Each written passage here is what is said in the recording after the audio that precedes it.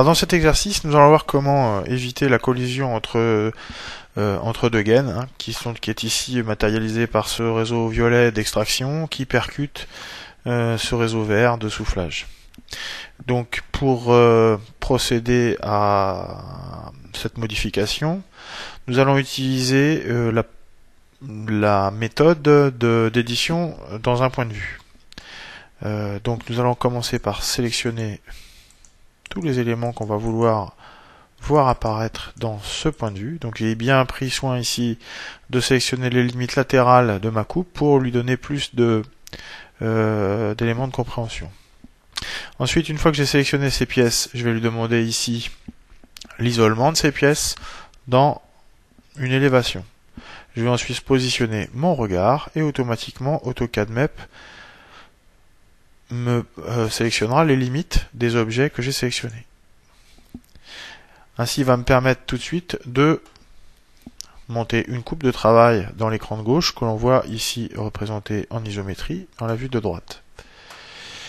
Alors ensuite, je vais ici supprimer le piquage de ce collecteur secondaire à mon réseau principal et ensuite demander le déplacement de ce réseau secondaire d'environ 500 mm relativement à sa position actuelle.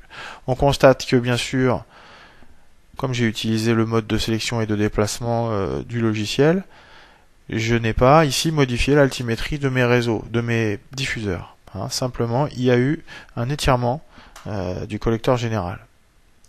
Alors à partir de là, je vais réduire un petit peu ce collecteur secondaire et puis demander, en partant depuis ce connecteur, le raccordement en me rapprochant de mon collecteur général à celui-ci. Alors, on constate que AutoCAD Map a vu qu'il y avait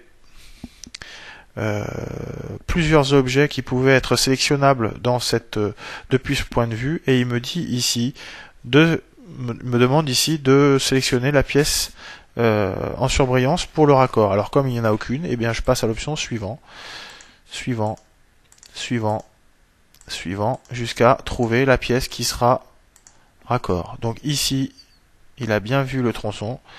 Je vais donc valider cette sélection et on voit maintenant qu'il me propose ici plusieurs méthodes de raccordement. On voit dans la ligne de commande ici qu'il y a 6 possibilités de raccordement. Donc je vais sélectionner parmi les 6 qu'il me propose celle qui me convient le plus. Donc là, il me crée un coude à 60, ou bien un coude à 45, ou bien un coude à 30 degrés.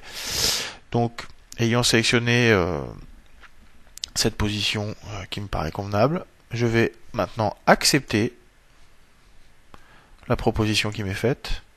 Il va à ce moment-là créer le raccordement. On voit maintenant très bien dans la vue en coupe que tout est raccordé, et on voit encore mieux ici dans la coupe, dans la vue de isométrique. Il me suffit maintenant de retourner dans ma vue générale et de quitter le mode isolement et travail pour constater que la représentation a été faite pour le coude à 30 degrés, pour le piquage à 30 degrés et maintenant pour la superposition à 30 degrés de l'autre gaine.